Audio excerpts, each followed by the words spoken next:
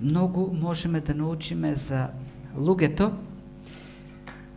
со што се обседнати, со што се преокупирани од прашањата што ги поставуваат.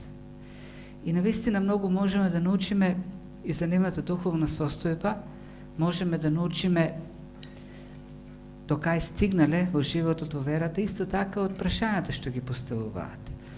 Ако некој човек постојано прашува навистина ли има вечен живот, има ли рај и пекол навистина, кај ќе одам после смртта, таквите прашања покажуваат дека тој човек или не верува, или пак се уште не е духовно утврден.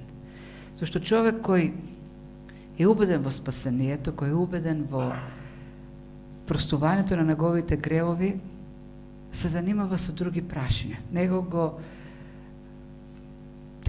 го привлекуваат некои други аспекти на христијанството. Например, таков човек се прашува како можам подобро, појасно да го покажам Христос кој живее во мене. Таквите луѓе се прашуваат како можат подобро во светот да ја покажат Христовата љубов и Христовата светост која е во нив. Таквите прашања охрабруваат, зашто таквите прашања покажуваат дека тој човек не гледа на христијанството само како на начин како да се спаси од пеколот, како да се спаси од Божиот гнев. А за жал, многу христијани денес на христијанството гледаат само како на пат кон Божиото царство на небото. Ако го разгледуваме Словото задлабочено, посланијата, ќе видиме дека да, христијанството е и тоа. И начин да се одбегне Божиот суд, начин да се спасиме од пеколот, од вечните маки. Меѓутоа, христијанството е нешто многу повеќе. Христијанството е во Христос, имаме ресурси сега на земјата да живееме поинаков живот. Во христијанството можеме, или со Христос во нас, имаме ресурси да осознаваме поинакви можности, тоест да го живееме животот што не можат да го живеат оние што се без Христос. Ако христијанството го сведеме само на пат кон Божјото царство, тогаш имаме слабо, имаме анемично, имаме бледо христијанство. Таквото христијанство е презир не само во очите на Бог, туку и во очите на луѓето во светот. Имаше една таква црква до која што Господ Исус испрати послание, порака, црквата во Лаодикеја. И за таа црква која не се грижеше многу за останатите аспекти на христијанството, Бог вели: ти не си ни студен, ни жежок, барем да беше студен или жежок. Така бидејќи си млак, а не жежок или студен, ќе те изблуем од устата своја. Млаката црква или христијанството кое не се интересира од поинаков живот овде на земјата, која не бара во Христос ресурси за овде живот на земјата, не е релевантно христијанство за луѓето во светот. Во посланието до Ефесијаните, во 4 глава, стигнуваме до еден текст кој ни говори за поинаков живот. Како да живееме поинаков живот од луѓето во светот. Видовме минатиот пат дека од 17 до 20 стих дека во светот луѓето живеат суетен живот. Суетен живот поради помраченоста на нивниот ум. Нивниот живот е празен, безсмислен, бесплоден, безвреден. Нивните умови се обременети со незнаење. Во Христос ние можеме да живееме поинаков живот сега. Не еден ден кога ќе одиме во Божјото царство. Ние сега во Христос можеме да живееме живот кој е исполнет со смисла, живот кој има вредност, живот кој има значење.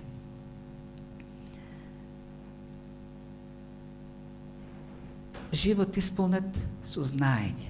некако луѓето во светот кои живеат во незнаење. Некој може да реагира и да каже, како може вие христијаните да тврдите дека луѓето без Бог, без Христос се без знаење, се обременети со незнаење. Па денес има повеќе научници од било кога порано. Човештвото отиде многу напред во научен, во технички поглед. Има толку многу Нобеловци, толку многу откритија има. Како може воопшто да тврдиме дека луѓето живеат во незнаење? Не, ние не го негираме интелектот на луѓето, интелигенцијата. Ние не негираме човечката способност да се развива со нови откритија. Ние говориме за поинаков вид на непознавање, незнаење, кој води до тој суетен и празен живот. Луѓето не го познаваат Бог. И бидејќи не го познаваат Бог, не се познаваат и себе си. Токму тој интелект и таа способност на луѓето да се развиваат, додат напред,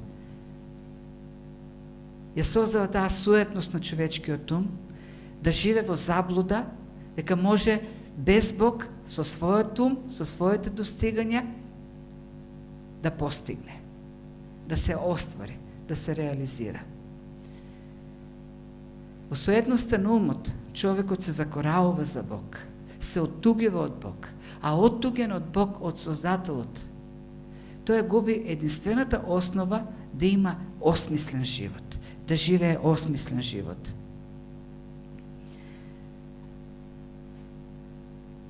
Во закоравеноста на своето срце, човекот живе во заблудата дека може без Бог, самиот со себе, со своите способности, со своите можности.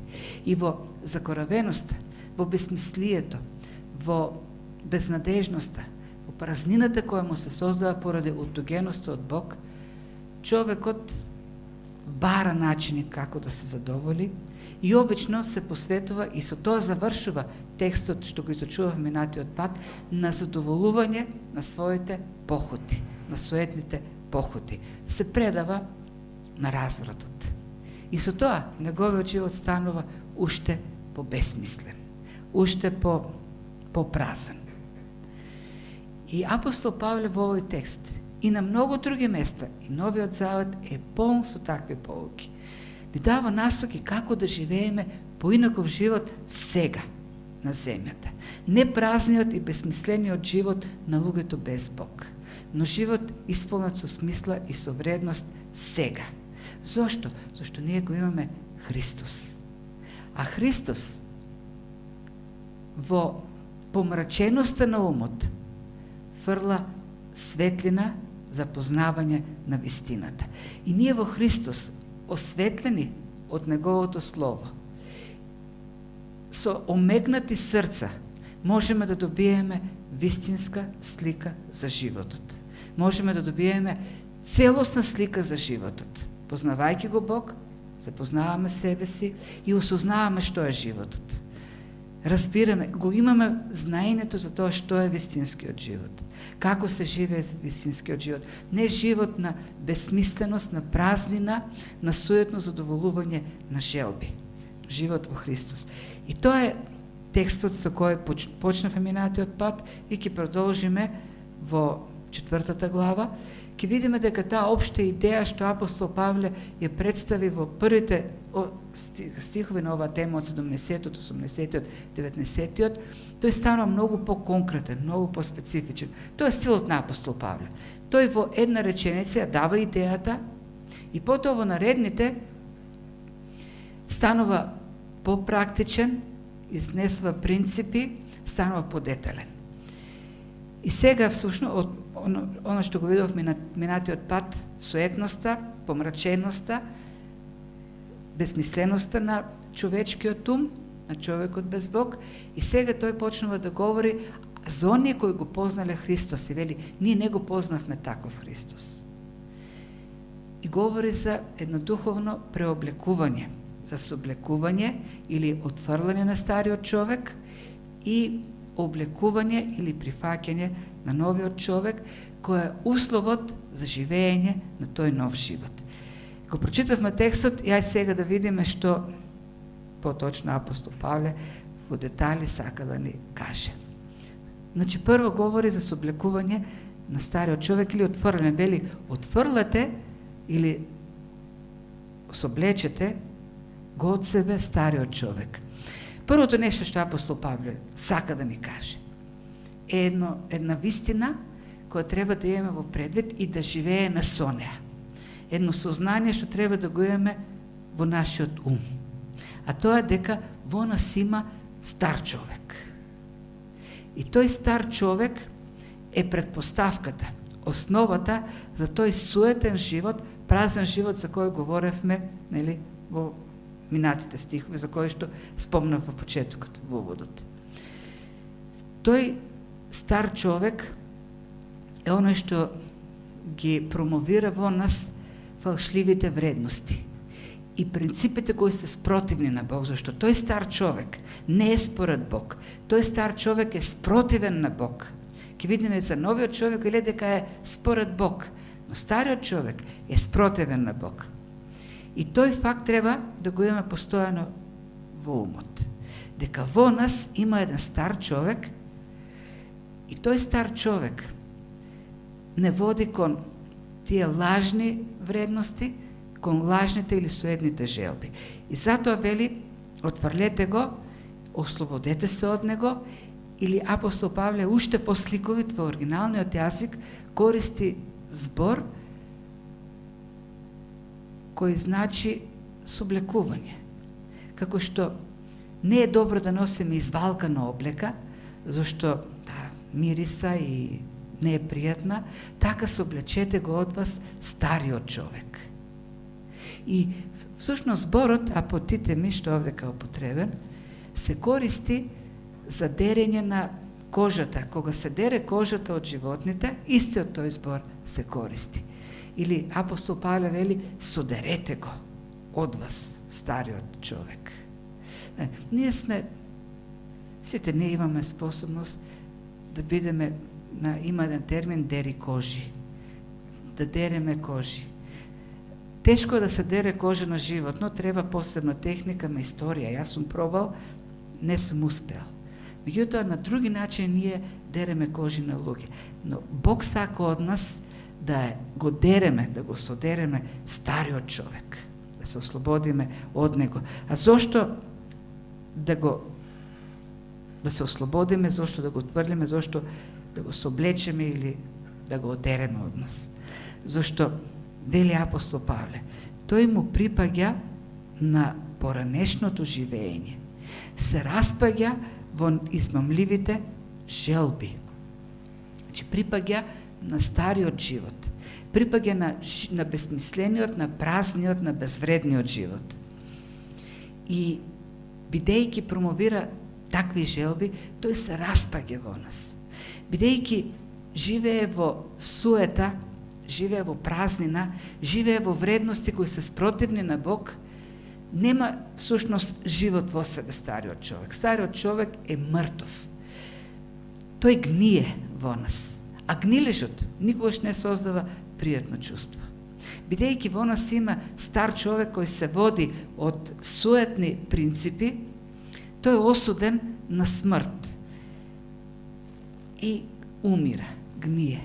А гнилежот создава празнина, создава непријатност.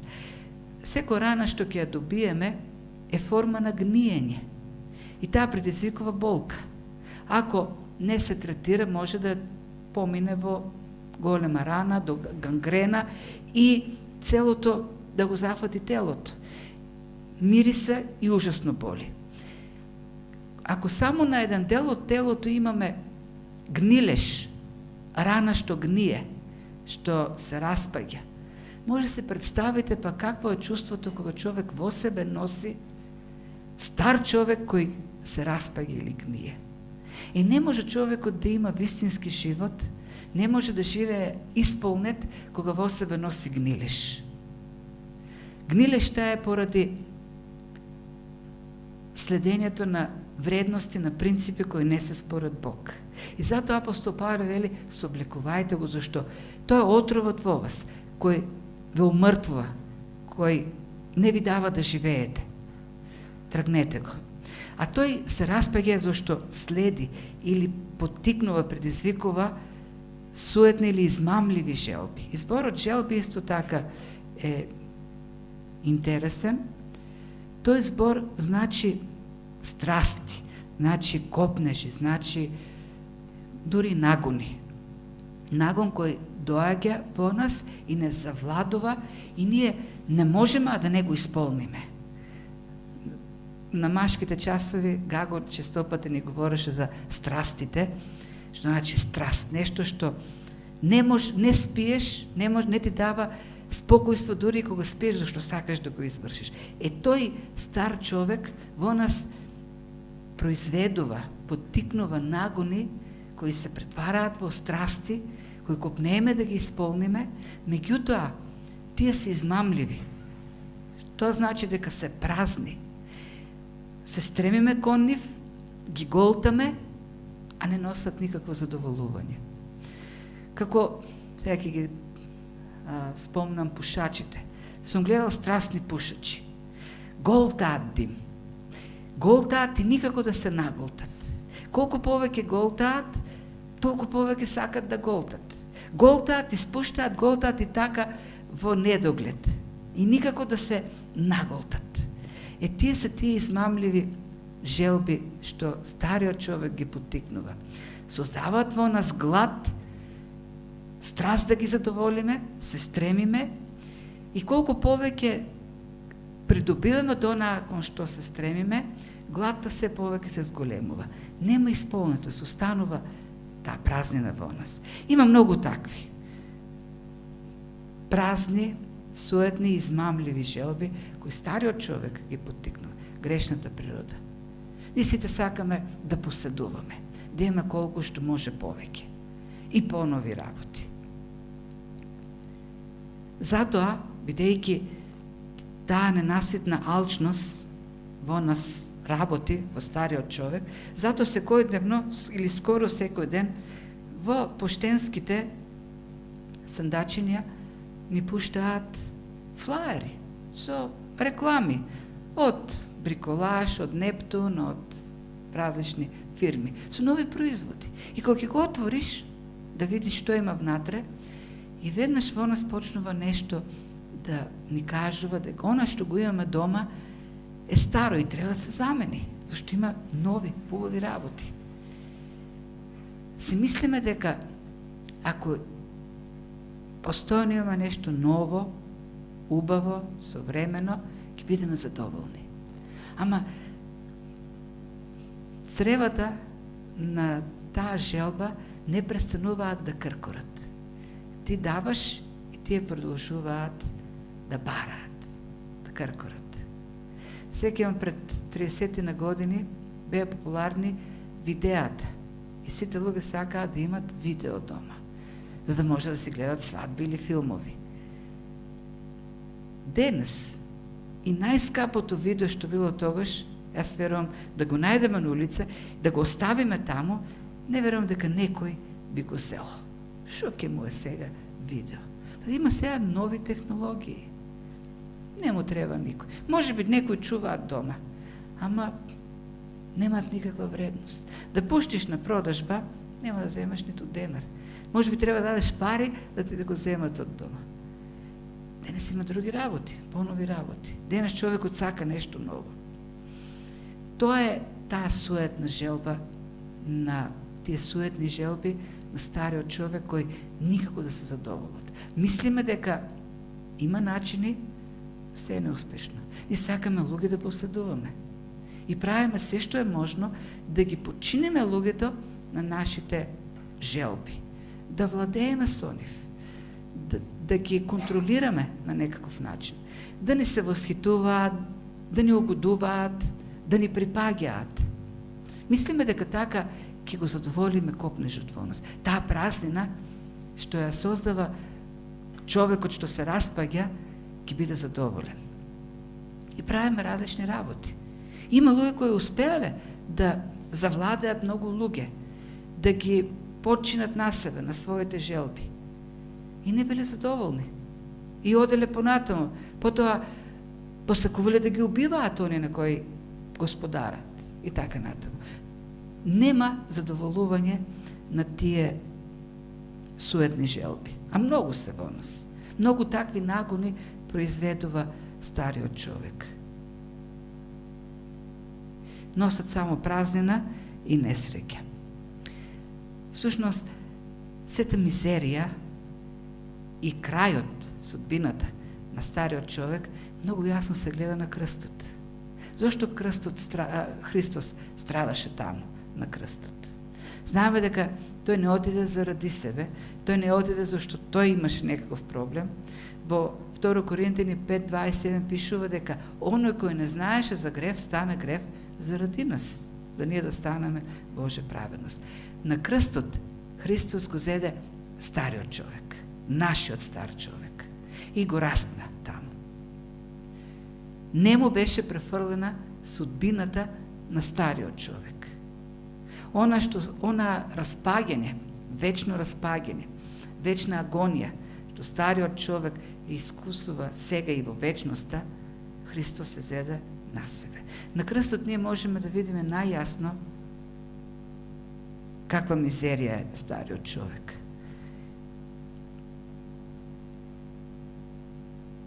Затоа, оној што има светлината на Христос, оној што е просветлен во вистината на Христос, ќе копне, ќе сака, ќе се прави се што е можно да се ослободува, да го соблекува стариот човек. Ќе го чувствува непријатно во себе. Како што сите ние се чувствуваме непријатно кога носиме валкан облек, која мириса, неперена долго време. Сакаме што побрзо да се ослободиме од неа. Ако го имаме Христос во нас и ако сме ослободени во Него, ако нашите срца се ослободени од закоравеноста, ако умот ни е ослободен од помраченоста, ако сме ослободени од суетноста, ние ги сакаме да го отфрламе тој стар човек. Зашто гнилежот, распадливоста ќе ни пречи, ќе мириса во нас. Сакаме да живееме она другото, она вториот дел за кој што пишува апостол Павле, зашто отфрлањето на стариот човек или сооблекувањето е само едниот дел, првиот чекор, половината од работата. Апостол Павле продолжува и говори за нов човек кој треба да го облекуваме. Осознавање на прекрасните можности што ги имаме во Христос. А Христос е тој нов човек кој треба да се облекуваме. За да се обновите, пишува апостол Павле, со или поточно во духот на својот ум и да се облечете во новиот човек создаден според Бога во вистинска праведност и светост. Че гледаме дека тој нов човек, за разлика од стариот, е создаден според Бог. И тој има вистинска праведност и вистинска светост. Додека се обновуваме во духот на својот ум, да се обликуваме во новиот човек. И тоа е еден процес за кој што апостол Павле говори. Оно како што Христос го просветлува нашиот ум, како што го обновува, како што се случува трансформацијата на умот, ги осознаваме можностите на новиот човек. И така бараме да се исполнуваме се повеќе со него, да се облекуваме, а да се ослободуваме од стариот. И овдека, сушност, темелот или суштината на нештата оди длабоко. Во светот, луѓето осознаваат дека нешто не е во ред со човештвото, со луѓето. Осознаваат дека следењето на измамливите желби не дава добри последици, нема добри резултати. Човештвото е свесно дека соедността на животот има лоши резултати, има лоши последици. И затоа човештвото се обидува да најде начини како да се спаси, да ги реши проблемите на човештвото. Меѓутоа, она што обично се прави е само се допира површината на проблемот. Дури и дотаму не се оди. Се барат начини како тие лоши последици да бидат облечени со некакви пријатни термини. Например, грозните последици на гревот денес добиваат попријатни имиња, попријатни фрази. Гревот е наречен сладок грев. Се говори за сладок грев, кој е апсолутен оксиморон. Не може да има сладок грев. Гревот не е сладок, гревот е ужасен, не горчлив, е страшен. И ние говориме за сладок грев. За грешни појави ние говориме како за опуштање, како за разнообразување на животот. Дури човекот се обидува да го софистицира начинот на кој ги исполнува тие суетни желби, сметајќи дека ако на пософистициран начин ги задоволува суетните желби, последиците ќе бидат поинакви. Всушност гледаме дека последиците се тие. Да, денес нема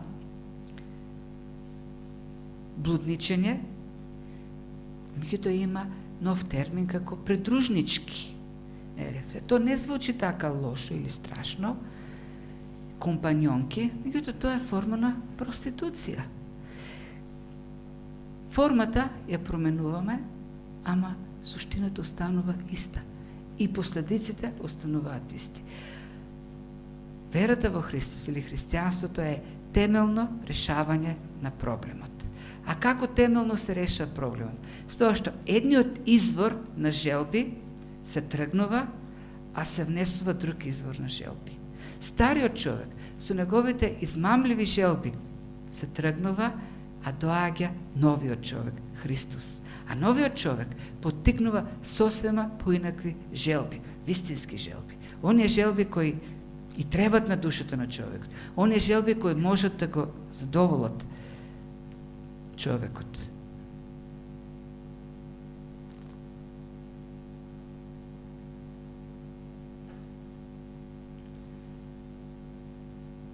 Наместо нагонот да мразиме, оној нагон што го поттикнува стариот човек, во новиот човек создава нагон или страст да любиме. Наместо нагонот да се одмаздиме, стариот човек, новата основа на живење Христос дава друг нагон. Да простуваме. Понатаму, во следните стихови, ние ќе видиме следниот пат, Христос ни дава конкретни насоки што треба да правиме. Оние што лажеле да не лажат повеќе, но да ја говорат вистината. Или оние што крадале да не крадат повеќе, но да се трудат и да дават. Видете, промената на собликувањето на стариот човек и обликувањето на новиот го променува животот. Радикално. Ние не променуваме само начин или форма на која ги задоволуваме старите копнежи, туку ние добиваме сосема нова основа на живот. Нови копнежи, нови желби во Христос. И тие желби или таа светост и праведност, пишува апостол Павле, е вистинска, не е лажна, не е преправена, не е лицемерна, не е отглумена. Вистинска светост, вистинска праведност. Нема ништо заедничко со на насмевка што можеме да ја изглумиме, да ја ставиме, зад неја стои некоја омраза или гнев. Вистински вредности, вистинска смисла, вистинска радост, вистински исполнатост. Во Христос се е вистинско. Во стариот човек се е измамливо, се е лажно. Во Христос се е вистинско. Друго нешто што можеме да видиме овде се граматичките форми. Тие се продолжителни. Во нашиот текст не се гледа тоа многу јасно, меѓутоа во оригиналниот текст можеме да видиме дека овие граматички форми говорат за континуирано нешто. Секојдневно, како што ја читаме Библијата, како што се молиме, Христос го просветлува нашиот ум.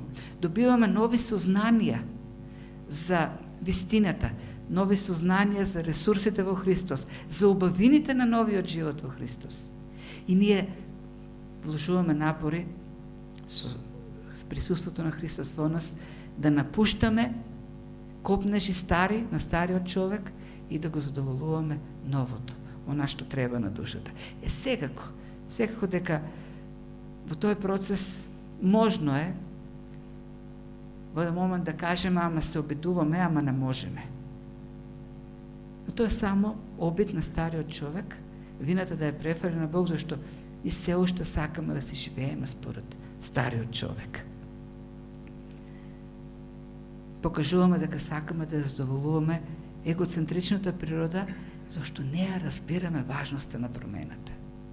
Ова промена со обликувањето на стариот човек и обликувањето на новиот човек е услов за живот, процес кој дава живот. Стариот човек се распаѓа. Тој носи само смрт. За да има живот во нас, неопходно е смртта да се оди, отровот да не напушта, а да се исполнуваме со новиот живот. И тој со како човек, кога се дави, му се полнат градите со вода. Мора таа вода да се испрли од него, зашто водата во градите го убива. Треба да се испрли водата од него. Но кога ќе се испрли водата, не се испрла водата за да останат празни дробовите. Водата се испрла за да тие дробови може да се наполнат со единственото нешто што дава живот на дробовите. Со воздух. Така и со стариот човек. Стариот човек е отровот во нас кој го сопира животот. Отровот кој не дава, кој не гуши, ја гуши душата, не дава да живее. Затоа треба тој стар отров, таа смрт да си отиде, да си замине. Но кога си оди, треба да се исполнува со она што дава живот, со Христос. Зашто само во Христос има живот. И тоа е еден процес кој го живееме овдека на земјата. За да го живееме, треба да ја разбереме важноста. Треба да разбереме как во Христос. И тоа е она знаење или незнаење за кое говориме.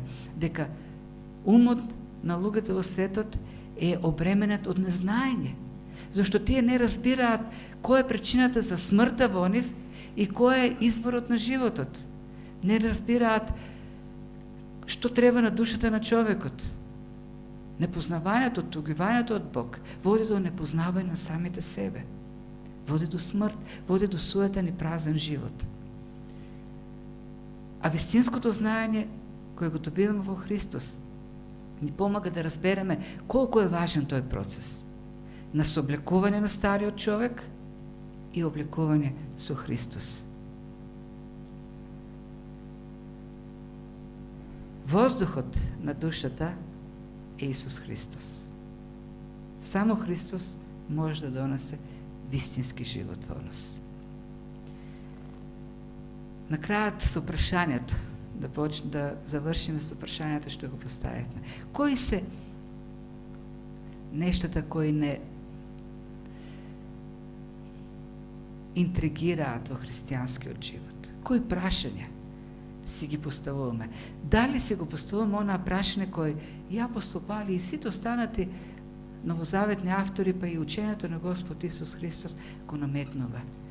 Како живееме како верни луѓе? Живееме ли на вистина како верни луѓе? За жал, современото мисионерство се грижи само како луѓето да ги доведе до Христос, да го прифатат, да поверуваат во Него и од тука натаму да се спремат да го чекаат животот на небото. А христијанството значи поинаков живот уште сега, на земјата. Какво е тоа христијанство ако чекаме Божјо царство, а овдека на земјата живееме суетен, празен живот, како што живеат сите луѓе во светот? Каква е разликата меѓу нас и нив? Ние не смееме да го копираме, не смееме да го следиме суетниот ум на овој свет. Не смееме да живееме според нивната помрачност на умот, зашто ние имаме светлина. Ја знаеме вистината. Ние сме повикани да живееме сосема поинаков живот, ослободени, соблечени од таа фалшлива, егоцентрична филозофија на животот. И кога се сооблекуваме, ние не остануваме голи, зашто се облекуваме во Христос, во новиот човек. Оној кој поддржува сосема нов живот, оној кој задоволува сосема нови страсти или пори. Оние страстите, поривите, на душата. Зашто тој човек е според Бог.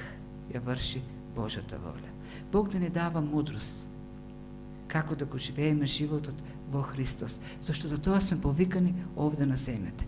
А ако го живееме Христовиот живот во новиот човек, тогаш ќе се види разликата меѓу нас и луѓето во светот. И тогаш може да бидеме релевантни за овој свет. Тогаш може да имаме вистинско влијание во овој свет. Тогаш може луѓето во светот да посакаат да живеат вистински живот. Животот што ние го живееме. Господ да ни помага во тоа духовно преоблекување да биде цел во нашиот живот. И прашањето што се го поставуваме не да биде како ќе еден ден на небото. Знаеме тамо ќе убаво се, но тука на земјата како да бидеме што повеќе, што послични на Христос. И така во овој свет да покажеме вистинска светлина, вистинска праведност, вистинска љубов.